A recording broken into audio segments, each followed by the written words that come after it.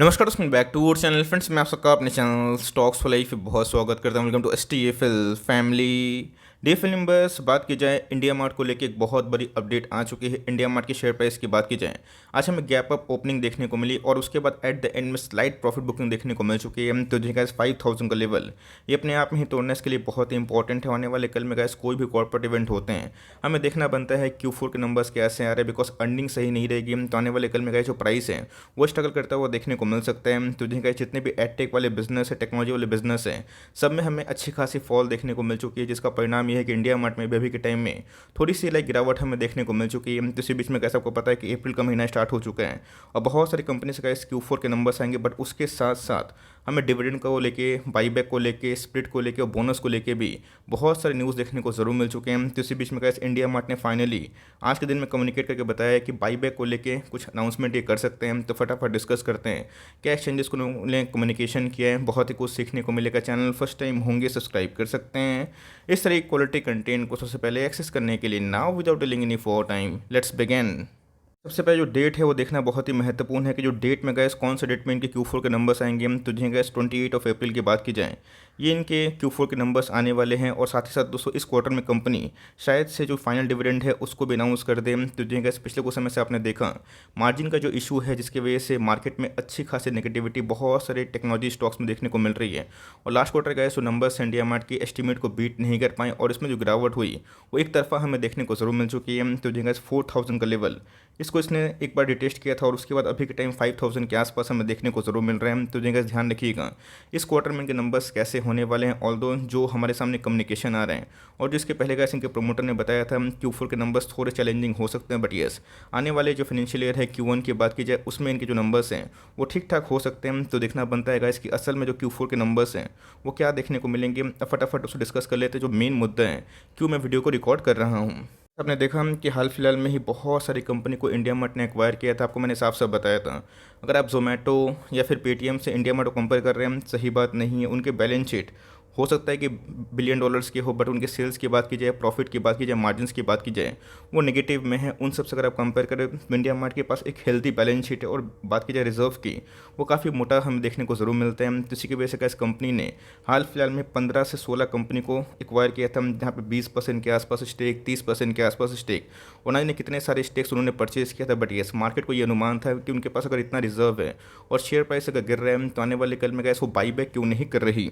Buyback करने से of course एक फेथ जो इमर्ज होता है इन्वेस्टर्स के बीच में बहुत ही महत्वपूर्ण हो जाता है। तो फाइनली गाइस, जो मार्केट एंटिसिपेट कर रहा था कि शायद से बाईबैक आने वाले कल में देखने को मिल जाए। बाईबैक होता है क्या है, जब प्रमोटर या फिर उनके ग्रुप के कोई भी होल्डर्स जब करंट मार्केट प्राइस पे ही स्टॉक को खरीदें, तो जिन्हें गाइस करंट मार्केट प्राइस तो नहीं होता है बल्कि उससे थोड़ा बढ़ चढ़ के हमें देखने को जरूर मिलता है। आपने देखा होगा कि हाल फिलहाल में TCS ने 4500 के आसपास बाईबैक लाया था। बट येस, ऐसा कोई बड़ा मुनाफा नहीं हुआ, बिकॉज IT सेक्टर डाउन है, जिसके वजह से सेंटीमेंट काफ़ी ख़राब है। बट दोस्तों, जो बाईबैक का प्राइस आता है अपने आप में ही बहुत ही क्रूशियल ज़रूर हो जाता है।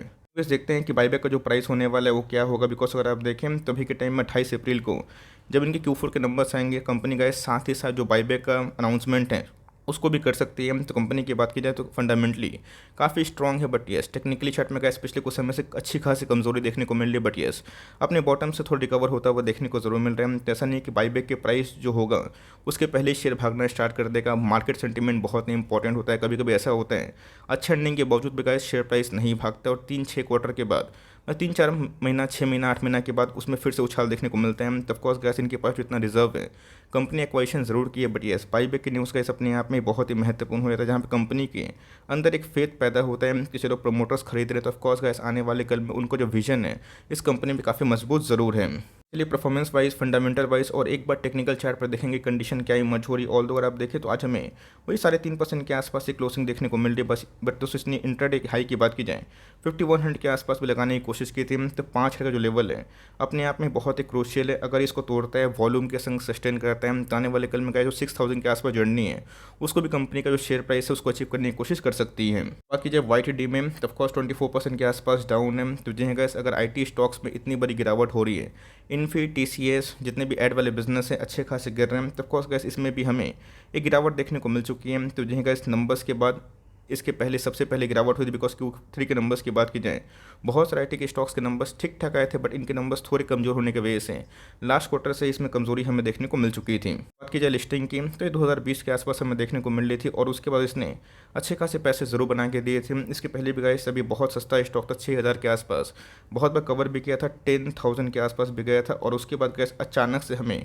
बहुत बड़ी फॉल देखने को ज़रूर मिल चुकी है। तो जो गैस ये अपने आप में ही एक बहुत ही इंपॉर्टेंट लेवल पे अभी के टाइम ट्रेड करता हुआ दिखा रहा है। बट इस कंपनी की बात की जाए कोई ख़राब कंपनी है गैस, जब से लिस्टिंग हुई है इसने 300% के आसपास पैसे बना के ज़रूर दिए। तो ऑफकोर्स गैस हमेशा कोई स्टॉक भागता नहीं है, बीच बीच में करेक्शन होता है और कभी कभी गैस जो करेक्शन होता है वो 20%, 30%, इवन 50% के आसपास भी देखने को ज़रूर मिल जाता है।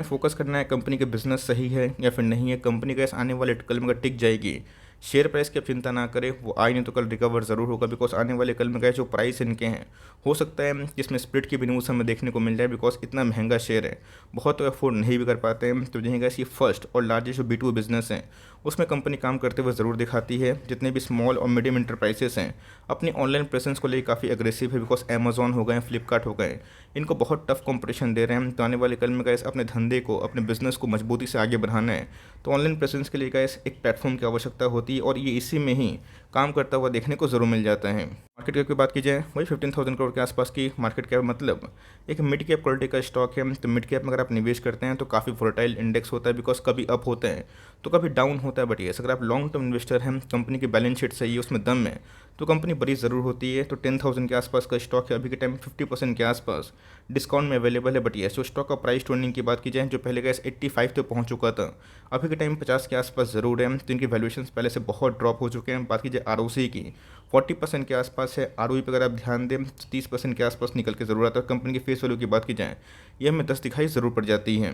देखना बनता है कंपनी की जो सेल्स हैं वो रिकॉर्ड हमें कैसे देखने को मिल रहे हैं। 18 की बात की जाए, 19 की बात की जाए, 20 की बात की जाए, 21 की बात की जाए, कोविड के पहले भी गैस कंपनी ने सेल्स के जो परफॉर्मेंस है उसमें ठीक ठाक सुधार ज़रूर किया था। कोविड पेंडेमिक में गैस इनके जो मार्जिन्स थे 50% के आसपास पहुंच चुके थे और मार्केट को ये अनुमान था कि कंटिन्यू हो सकते हैं। बट यस हमेशा गैस कोई भी स्टॉक का पीक फेस नहीं होता है, बीच बीच में गैस उसमें हमें गिरावट भी देखने को मिलती है। बट हमें देखना है कंपनी पिछले कुछ समय से जो इनके प्रॉफिट है उसको कैसे दर्ज कर रही है। तो 2021 की बात की जाए तो इस कंपनी ने 287 करोड़ के आसपास प्रॉफिट ज़रूर कमाया था। खास बात उस कंपनी की यही है कि कंपनी के जो रिजर्व्स हैं वो हाईली बढ़ते हुए देखने को मिल रहे हैं और यही रीज़न है कंपनी ने कहा 15 से 16 कंपनी को एक्वायर किया था। तो ऑफकोर्स उनकी इनऑर्गेनिक जो ग्रोथ है ये ट्रिमेंडसली बढ़ रहे हैं। तो आने वाले कल में गाइस आप अनुमान कर सकते हैं कि 3 साल के बाद, 2 साल के बाद जितनी भी एक्विजिशन कंपनी की है उनकी इनऑर्गेनिक जो ग्रोथ है उसकी आम में मजबूती हो सकती है। बोरोइंग्स पर अगर आप ध्यान दें तो ऑलमोस्ट नील्स बोरोइंग्स आपको देखने को मिलेंगे, 60 करोड़ के आसपास बोरोइंग्स, आप इसको डेट फ्री पे कंसिडर कर सकते हैं। दोस्तों प्रोमोटर होल्डिंग की ऑलमोस्ट 50% के आसपास है। तो बाईबैक के बाद शायद से इनकी होल्डिंग बढ़ते हुए देखने को मिल सकती है। बट ध्यान रखिएगा FIS ने पिछले एक क्वार्टर में अपने स्टेक को बहुत ट्रिम किया है, जिसकी वजह से कैसे अच्छी खासी फॉल हमें देखने को मिल रही है और म्यूचुअल फंड्स ने थोड़ा सा स्टेक बढ़ाया। पब्लिक होल्डिंग की बात की जाए ये हमें 21% के आसपास बढ़ते हुए देखने को ज़रूर मिल चुकी है।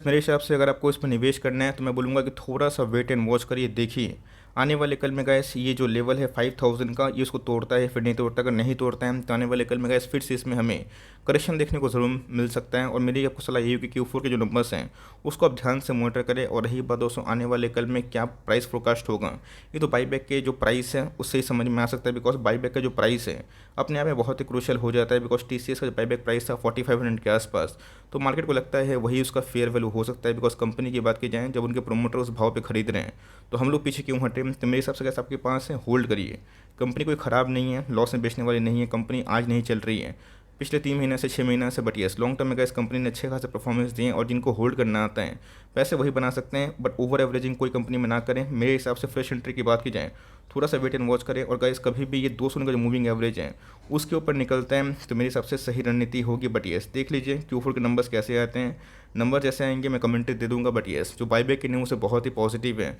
और इसका इंपैक्ट शॉर्ट टर्म में ज़रूर होगा। बट लॉन्ग टर्म में गाइस कंपनी अर्निंग्स क्या पेश कर रही है और आने वाले कल में इनऑर्गेनिक ग्रोथ से क्या मोमेंटम जनरेट हो रहा है इसके ऊपर फोकस मार्केट को ज़रूर रहेगा। आई होप मेरा एफर्ट आपको अच्छा लगा।